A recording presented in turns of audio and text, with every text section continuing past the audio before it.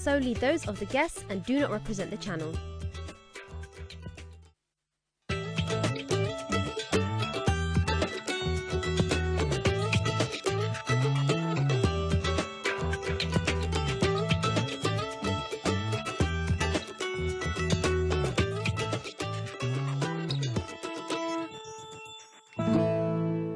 Assalamu alaikum and welcome to Women's AM. I have with me today Selina Boru Ajay and Mayameen Meftahi, who is from the She Can project, which we will go into a little further in a moment. Now, we're really happy Mayameen is here with us today because we are going to touch on a sensitive topic, which is I'm going to give you a warning beforehand. If you have children in the room and you don't want them to be exposed to this discussion, please arrange them to be out of the room the best way possible. But we are going to actually touch on trauma and survival, which means we will be looking into discussing areas of sexual abuse, etc. Just for FYI, but welcome. Assalamu alaikum. Assalamu alaikum. I'm so happy to have you both on, especially you, Mayameen. It's been quite a few years. We're trying to figure out how many years it's been. 2014, did you say you've been? It was around 2014 we came on and had the discussion on That's female way genital too mutilation. long. But then you sort of abandoned us in London and moved to Swansea, didn't you? Moved over to the other side. The other side of the UK. Across the bridge. So really happy to have you here today. And I know we're going to talk on a really sensitive but really, really vital topic that just really needs to be discussed. But before we go there, first of all, I know this is the first time Selina's met you. I know. Why haven't they introduced you before in my life? Because there's someone as excited as me. It's great. So I was saying, two hyper ladies today. Inshallah. I've got my work cut out. We've not been drinking very healthily, have we, before? No, so we've had two very sugary drinks before. Sugary and fizzy drinks. Yeah. Yeah, which I don't think we really needed, did we? You know what?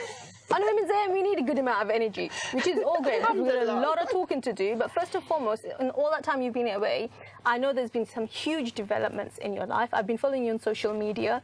There's been huge projects that you've been doing, so tell us a bit about it, and tell us about the She Can movement as well. Yes, alhamdulillah, it's been ages, so it's lovely to be back, and thank you for having me back on, especially on such a taboo topic, but as you know, that's where we fit, and that's where the criteria is. But yes, alhamdulillah, the move over to Wales was quite a legendary move, actually.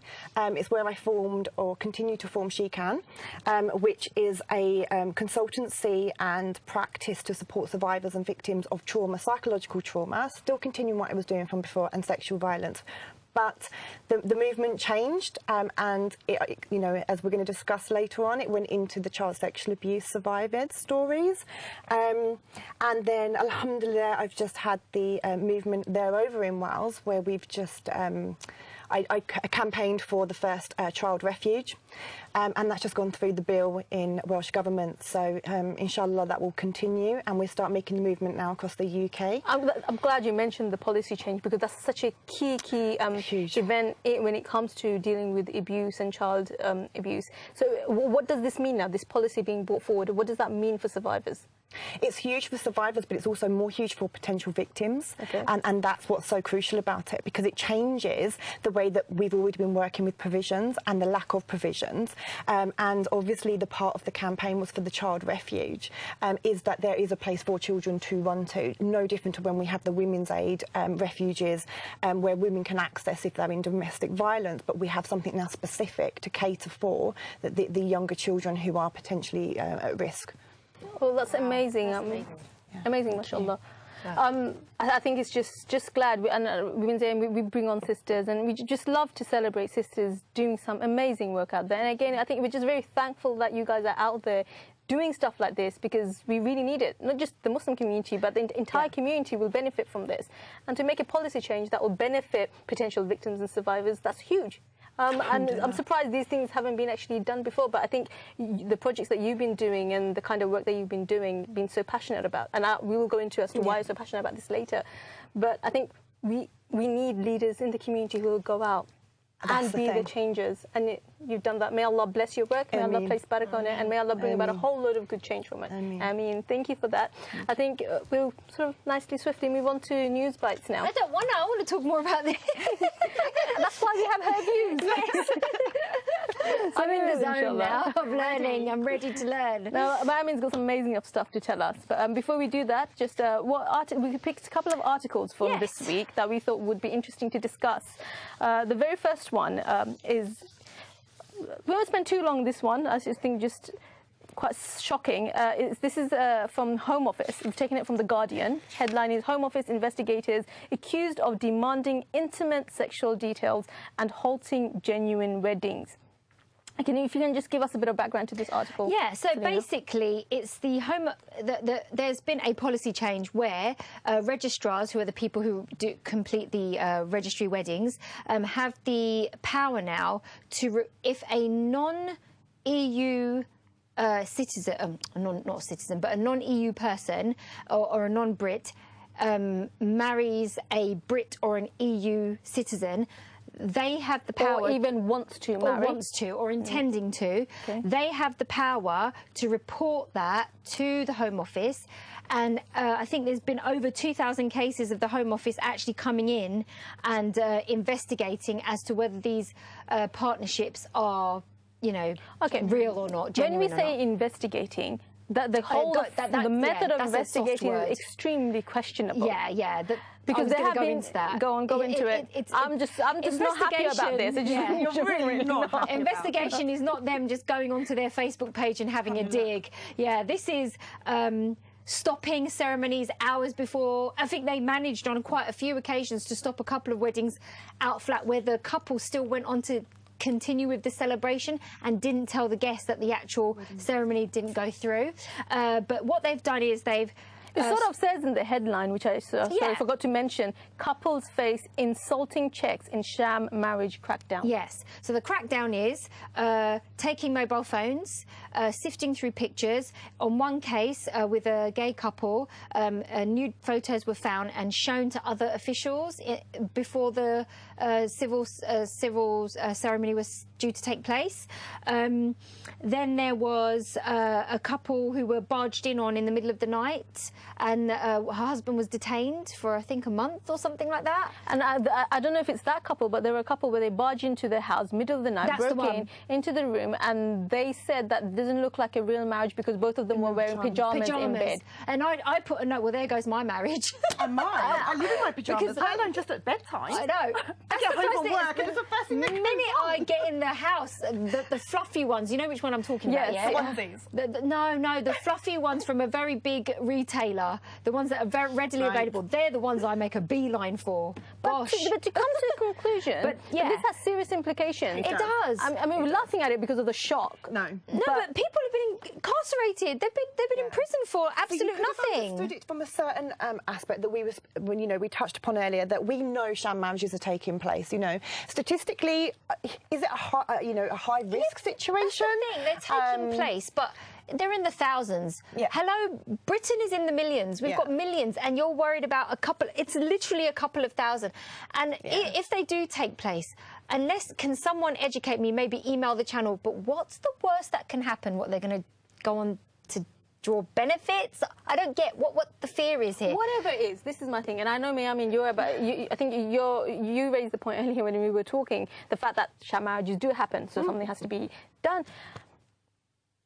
But how far do you go? Well, how far do you go into disgracing people and humiliating people? And I'm really sorry for viewers, but they actually question people on sexual positions within a marriage. Well, this is the other.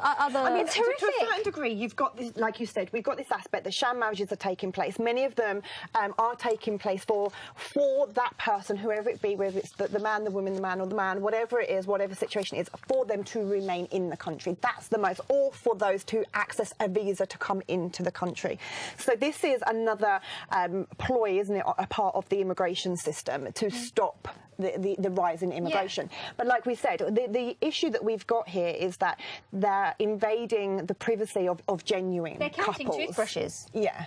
They're counting toothbrushes. And there's a lack of also then there's a lot of people from a lot of communities, you don't talk about, actually any community, no one wants to talk about the intimate relationships. I'll answer questions about on a very intimate nature. It's humiliating to ask people those things. And there was one couple where the woman was asked a lot of intimate questions, and she refused to answer them, so they disallowed them from getting married. See, there's also another way around this, because when you actually get married, and you do have to, if you're applying for your spouse to come into the country, you have to go through an interview anyway. Now, the way it used to be, many years ago, I'm talking back in 2009, when I applied for my husband to come into the country, when we both returned to the UK, was that we had to prove our marriage. So we had a folder like this big of photographs, and and so there's other ways that you can prove. Well, they've done it all these years, other ways to prove. Yeah. And the thing is, this maybe is it's because I can understand someone taking your phone. No, I can't. I'm sorry. People have personal stuff back in those phone. days, back in those days, you would have the photo albums, and you would have the scrapbooks, and you would have receipts of where you've been. But nowadays, it's all on. No, but if they want photographic evidence, tell a person to print out some photos and bring it over. There is no need to take someone's phone and look at their personal, intimate pictures. That is not acceptable. Look, what's so shocking? There's nothing that can justify it. Many would argue, and Shaheen argues.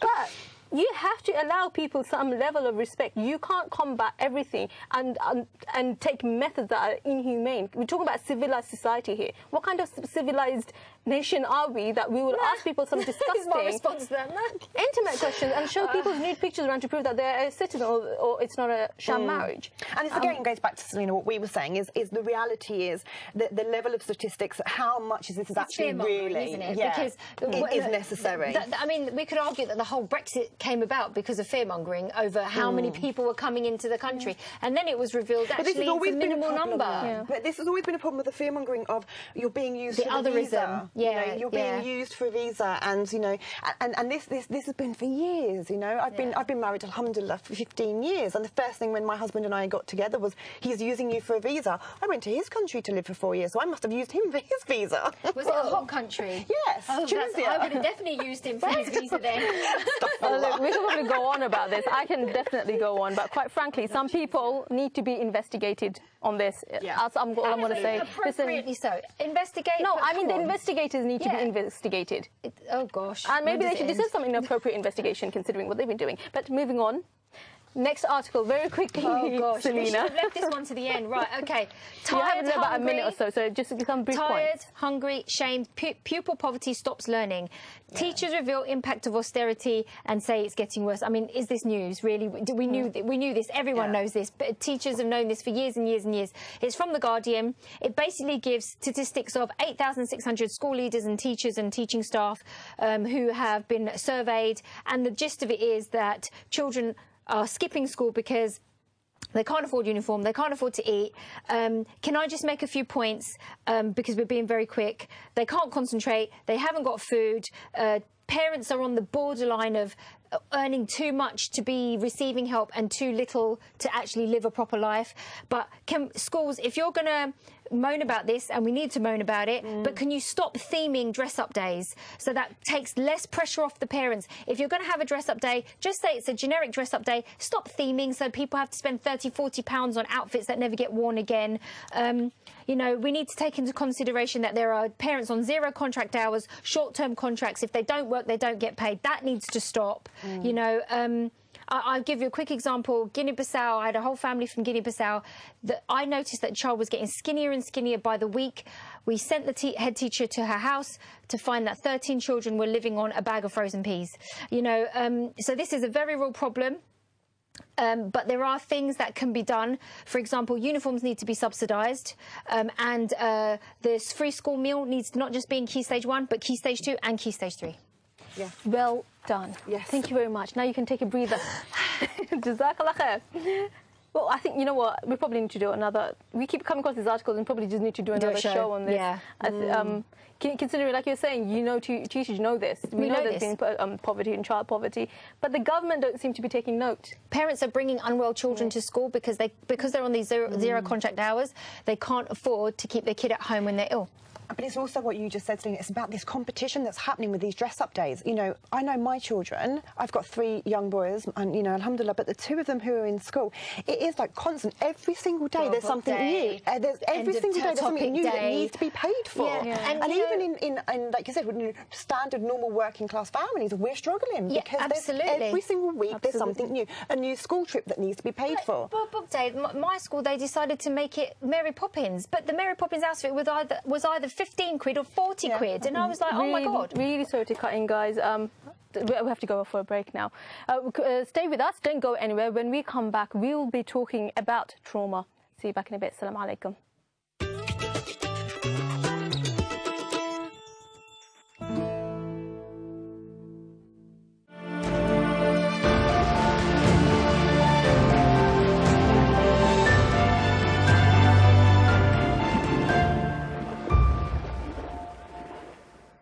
شهر رمضان الذي أنزل فيه القرآن هدى للناس وبينات من الهدى والفرقان.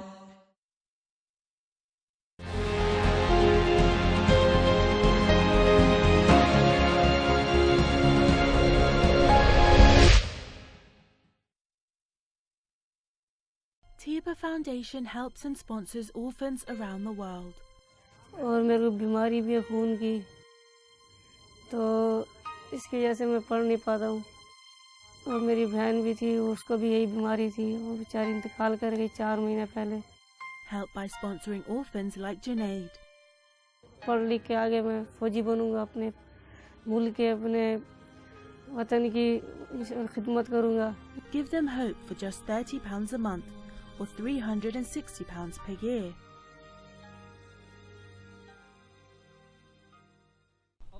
The best among you is the one who learns the Quran and teaches it. UK Islamic Mission is proud to endorse the Hifdhul Quran project, where the organisation helps to prepare a large number of Hafadh internationally, where children all around the globe are blessed to memorise the Holy Quran from your funding. You can help a child memorise the Quran and reap abundant rewards by sponsoring a Hafidh. For only £29 per month, you're retaining Sadaqah Jariyah. This winter, millions of people are at risk of freezing to death. Islamic Help is on the ground providing life-saving aid in Africa, Asia and the Middle East. Without your support, vulnerable families will suffer. Please donate a winter aid pack now from only £40 by calling 0121 446 5682 or visit islamichelp.org.uk. Poline Hills Resort in Bosnia, managed by Swiss Hotel, is a great investment opportunity. 400 luxury villas and apartments in the capital, Sarajevo. 10 minutes from the city centre with 5-star interior design. Segregated swimming pools, gym, children's playground and much more. Offering freehold properties with full management and rental guarantee. Invest in Poline Hills by visiting polinehills.com. Eastern opulence, Western modernity.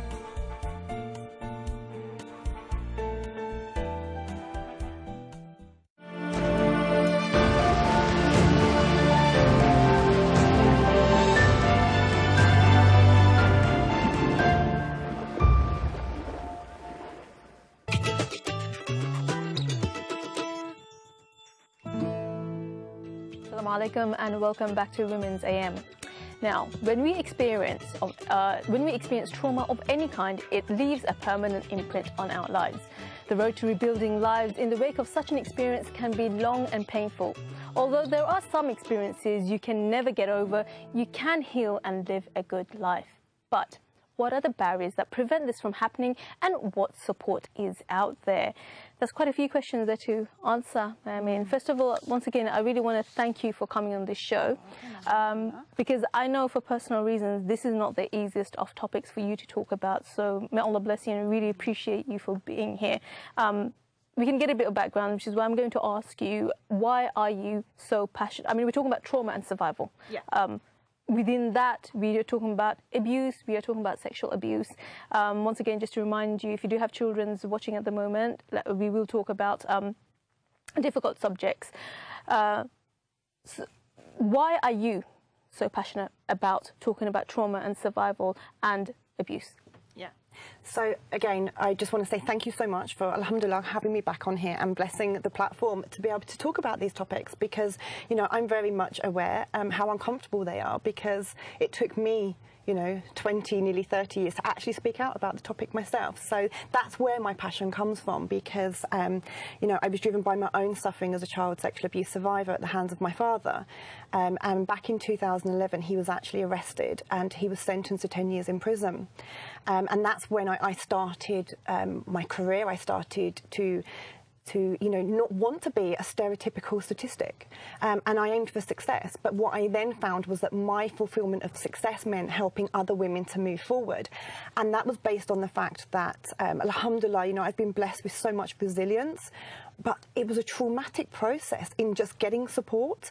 It was a traumatic process in just knowing, what do you do next? You know, this you know, Pandora's box had been opened for me, and that's actually how it became. So it just become a strength inside me that was I've got to channel my suffering, and this is the only way I could see forward.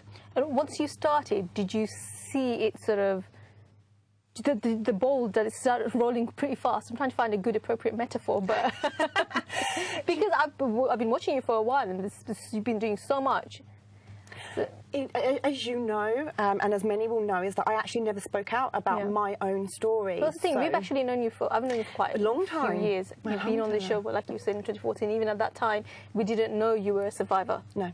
And I knew you were going some sort of difficulty, but we never really talked about it. No. But so when this came out, it was, I have to be honest, as someone who knows you, it came as quite a shock. Yeah. Because you are someone who gets on with life. When we meet you, you're bright and bubbly and mashallah smiley. I had to stop you from best friend.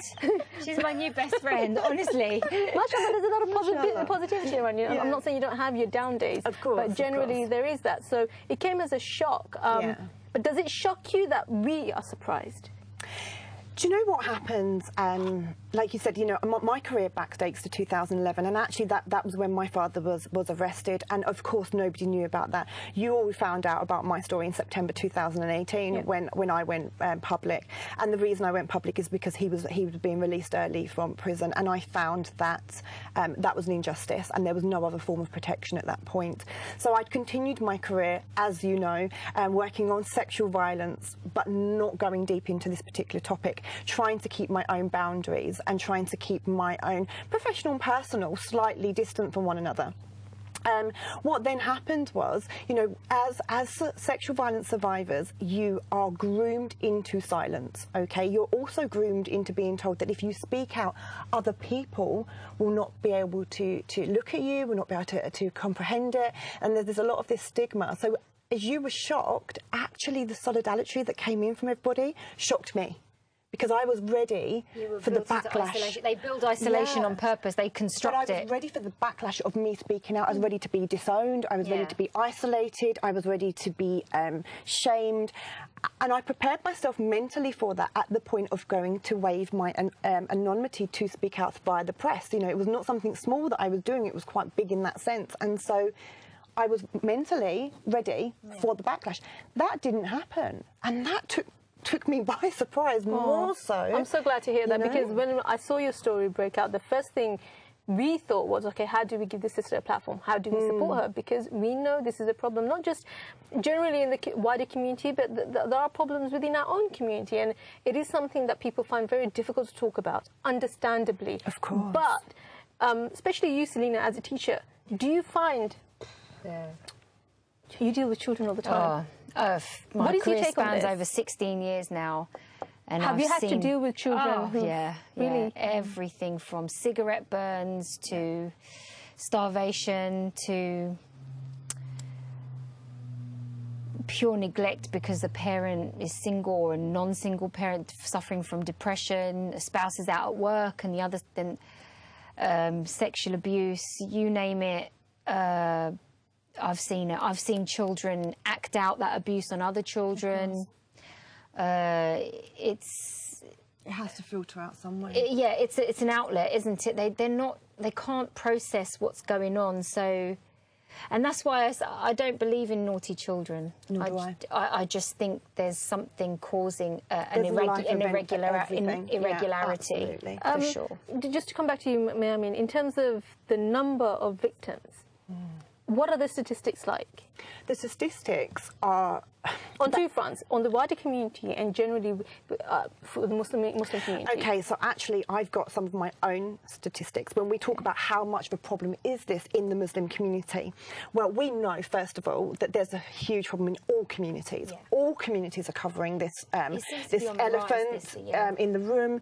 Nobody wants to speak about it, and that's why the movement in Wales that I've made is huge, because we've finally been able to speak about a topic that does not want to be discussed. Now, what I found absolutely shocking from my own statistics, now I spoke out in September 2018. As you know, when the story broke in That's Life magazine, what I did was my first Facebook video. I'd never done a Facebook video before. And I did a 9-minute clip about the story because, you know, the headlines, as we know, are baited. They want people to pick up the magazine. Yes, I know. Yeah. So for my own dignity, I wanted to explain what was actually happening. Now, that video, subhanallah, reached 15,000 views in 72 hours with over 300 comments and more of solidarity. But what was worse was the influx of inbox messages that I was getting of women speaking out. Now, I had in 72 hours 23 disclosures of I am going through child, I've been through child sexual abuse, or I'm going through it. Now, 90% of them were Muslim women. Wow. 90% of the 23 disclosures that we had were from Muslim women. How is this happening? And did they also tell you that they've not spoken to anybody? Yeah, they have not disclosed and they've not reported to anyone. And half of them, I was the first person that I'd actually ever spoken to about it. Are these grown? What was the age span of these women reporting themselves to you? We were aging from 16 up to 50s.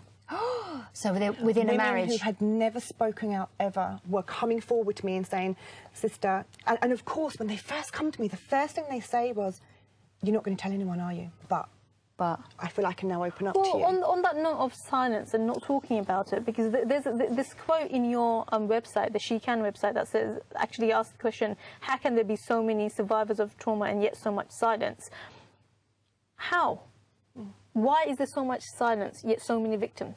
Yeah. Again, you know, as you say, you've taken that from the website, because this was what was in my head, and it's the complexity of it that's the issue. Am I close to answering that question? Possibly. I think that we still live in a very silent society as a whole, regardless of what the topic is, you know.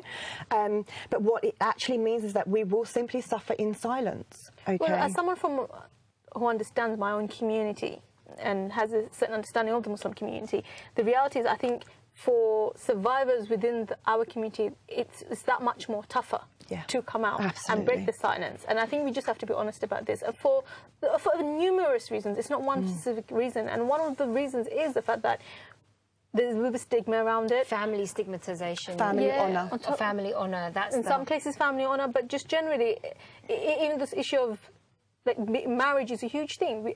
Every parent sees marriage as a part of a child's success and a child's fulfillment.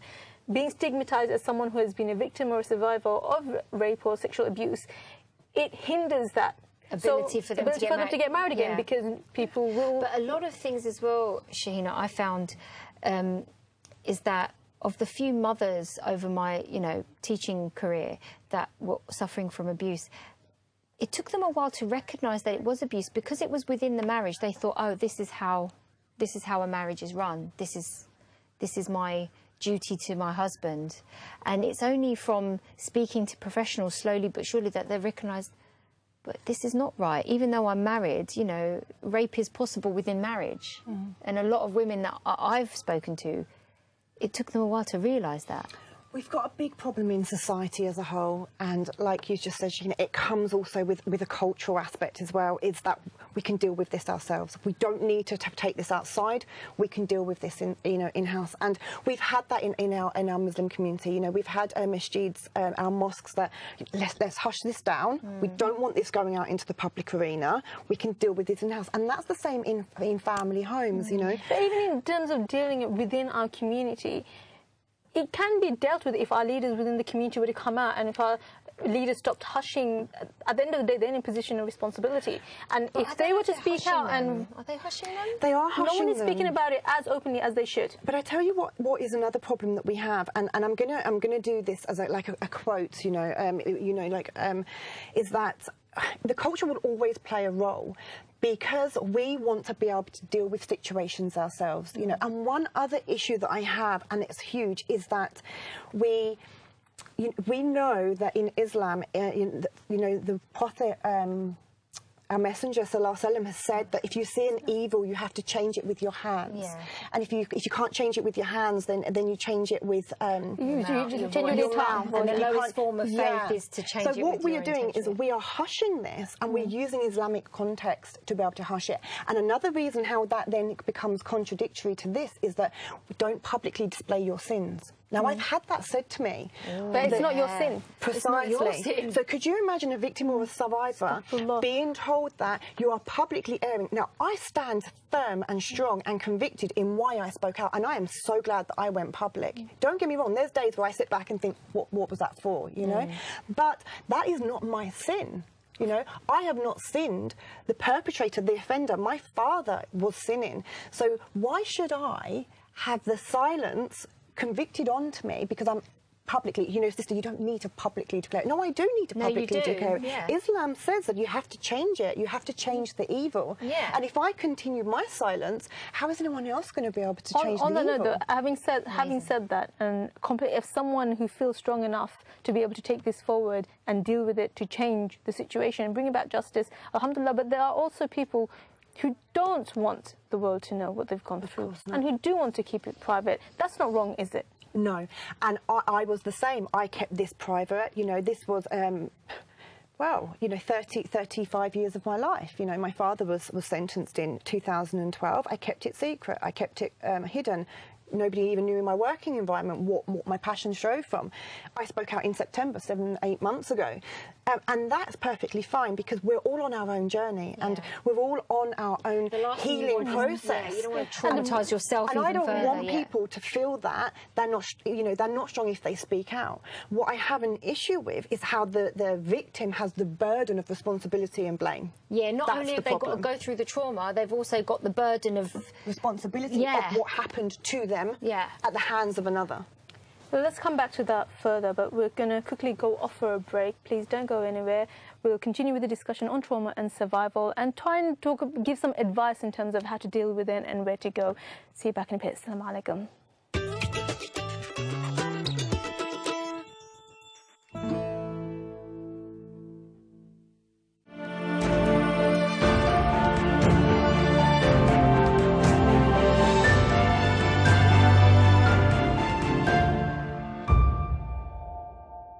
Subhanallah walhamdulillah wa la ilaha illallah.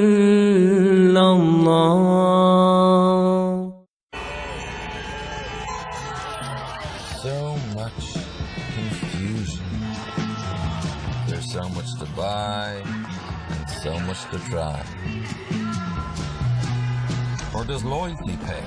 Do you go or stay? It's not hard to see why so many don't try. To beat your renewal quote guarantee. Don't be confused. BeConfused.com. The African continent is in a dangerous situation due to war, hunger and natural disasters. Help the African Relief Fund to save these helpless, poor and deprived people. With your donations, we are providing food, clean water, health facilities, education, and above all, hope and smiles. Play your part in this worthy cause by visiting our website or give us a call.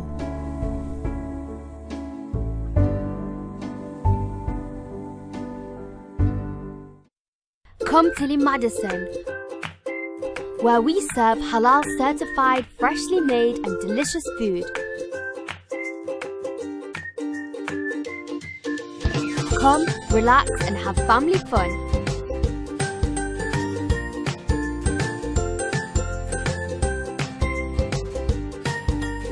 Treat yourself to our fabulous range of drinks and scrumptious desserts.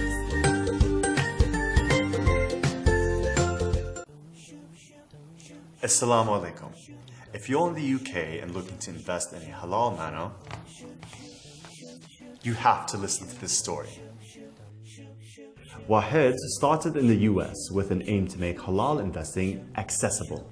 Based in New York City, they reach thousands of clients through a simple and efficient halal investing platform. Whether you're trying to get away, invest for your family's future, or even buy a new home, they're committed to helping you reach your goals. What's even more exciting is that R.I.S.E is now available in the UK. They're looking to help people who want a smart, ethical way to invest their money. All it takes is £100 and a few minutes to get started. Once set up, select your optimized portfolio, add your funds, and monitor your progress whenever you like. Let R.I.S.E help you grow your wealth in a halal manner.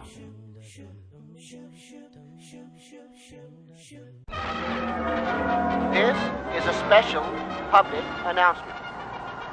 The nation has suffered far too long. We have overcome many great challenges. You have tried sushi, chicken, and the Allied burger. Now is the time for steak. Steakout, with its prime cuts, succulent, tender, juicy, marinated meats. Don't just go out, Steakout. Franchise opportunities available.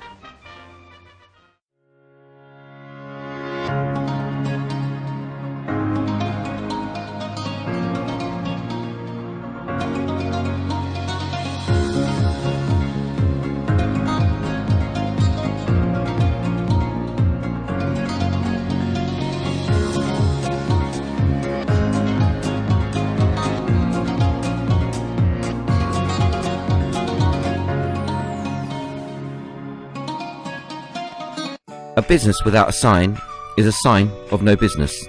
Eurosigns have been delivering a whole range of signs, from shop fronts and shutters, awnings and canopies, to 3D letters and stencil cut signs. We have helped hundreds of companies nationwide make an aesthetic impact. We deliver and install within budget to make your quick turnarounds. Call us today for a free estimate and site survey. 0208 965 5555. Easy finance options available. Sanawara was 7 months pregnant when she fled violence against the Rohingya in Burma. Finding refuge in Bangladesh, she received care and gave birth in hospital, supported by UK aid. The British government has committed over £59 million to the crisis, providing life-saving food, healthcare and shelter for hundreds of thousands of Rohingya, including care for 50,000 pregnant women like Sanawara. Find out how Britain helps abroad. Search Britain Helps.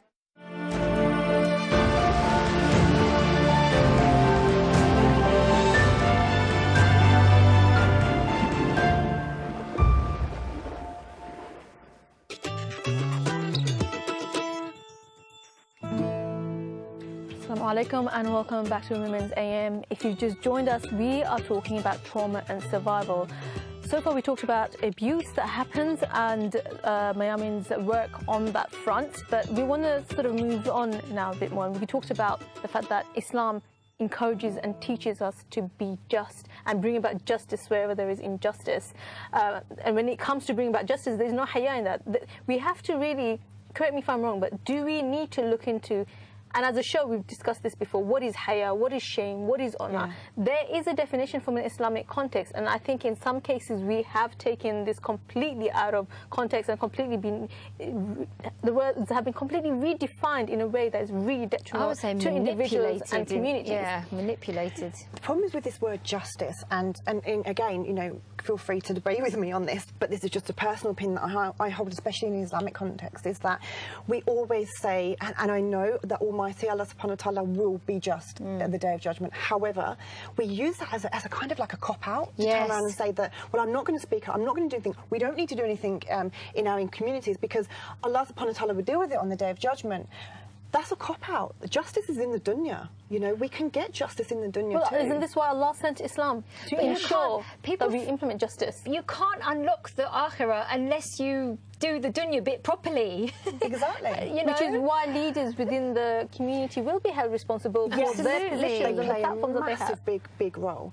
Actually, at the moment, just sort of jumping into that, you know, you were talking about the role of the community. I'm about to and have just launched the further campaign that I've got that is that mosques, masjids, and all Islamic institutes should now look at having a specialised support worker for sisters and a specialised support worker for brothers in every mosque, in every Islamic centre. And what that will do then is, just as we have a notice board for the community activities and we have our prayer timetable, you will have a list of the sisters or the brothers who are appointed support workers who are independent from the committee, from the trustees, from the member board, so that they're not biased to this honour and this, let's keep this in-house.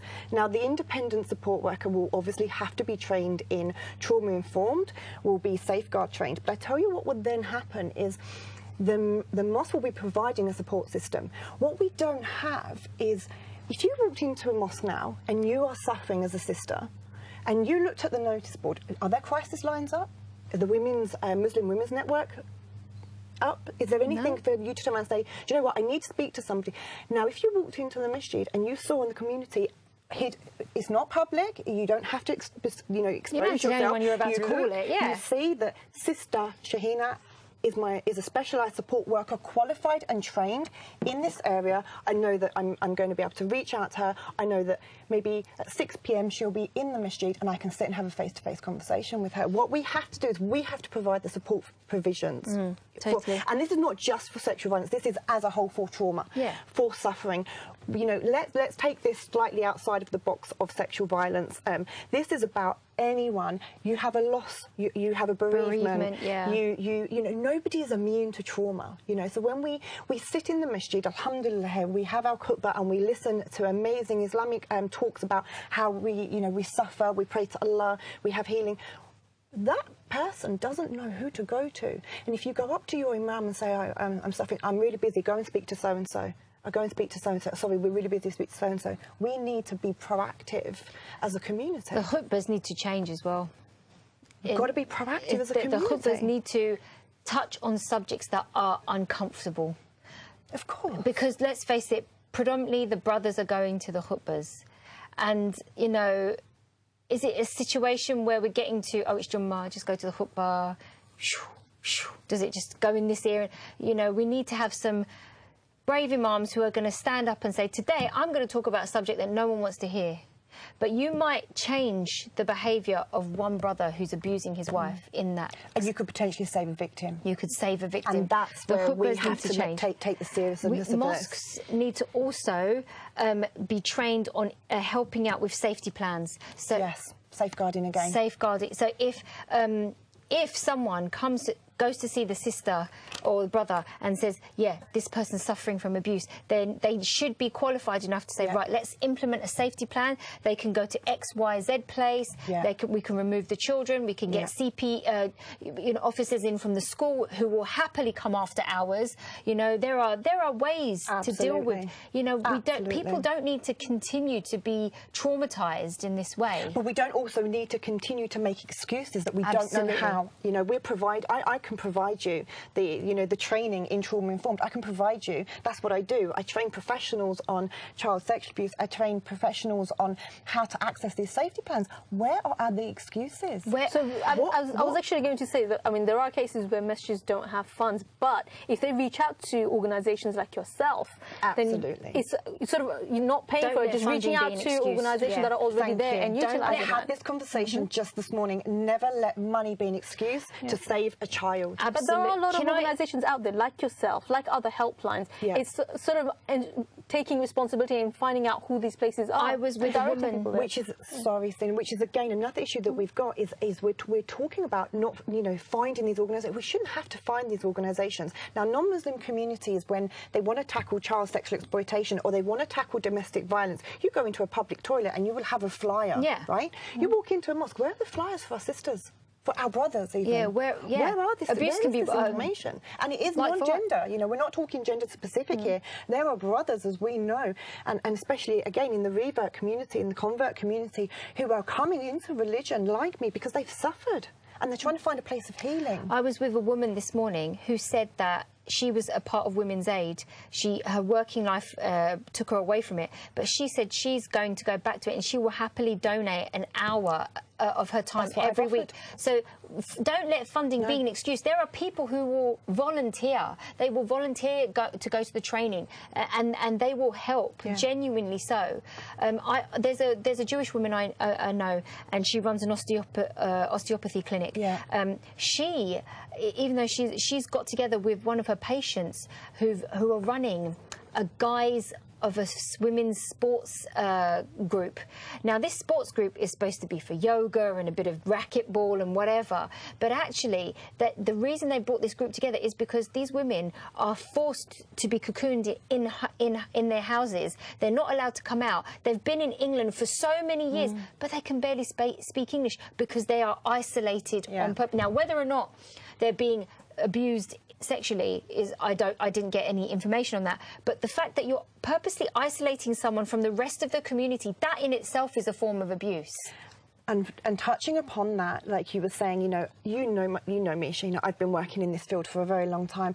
Am I funded? I'm not government funded. Most of what I do is driven from the first question of passion, But what we do know is we have fundraising initiatives constantly, It doesn't take a lot of money to be able to provide this provision and this movement that I'm talking about. On that note, can I ask you then, if there are viewers who are watching who are not part of the masjid committee or anything like that, just general public who do go to the masjid, is there something that you can provide them with, for example, leaflets, flyers that they can actually take to their masjid?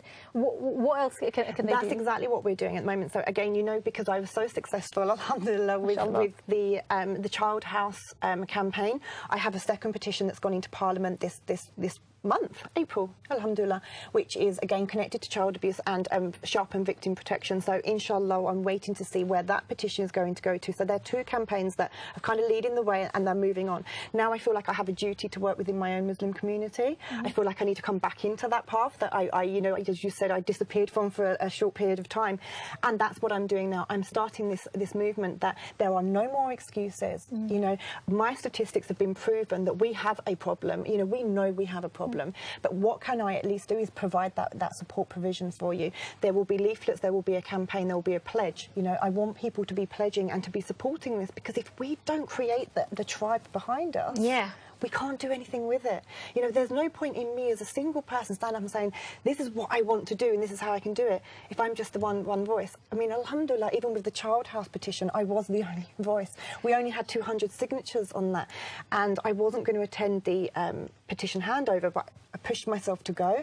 And alhamdulillah, because I pushed myself to go and I handed it over, the movement's been made, because they listened to my story, they saw the passion, they saw it where it was coming from, and they took it upon board. And this is what our community needs to see, is that this is not targeting communities, this is not targeting specific genders, or it is saying, let's tackle these taboo issues because we can make a change. And alhamdulillah, our purpose to be here is to make changes. Absolutely. Selena, in terms of children, have you seen children be able to come out of the trauma and sort of really survive it? Unfortunately, because of the level of education that I specialise in, which is primary, I tend to catch it when it's happening.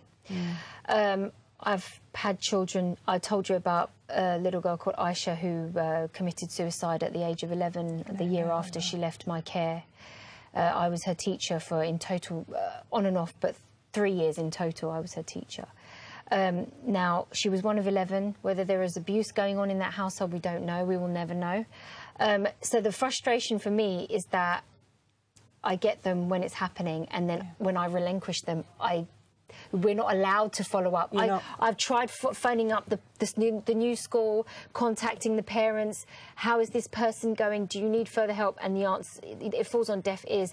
So it's really frustrating for primary school teachers because you're normally the ones who catch it. You're never the ones who get to see the solution. In terms of getting help for children? So every school has what do you call it, appointed child protection officer. It's normally the head teacher, and when in the absence of the head teacher, it's normally the deputy heads or the SENCO, the Special Educational Needs Coordinator.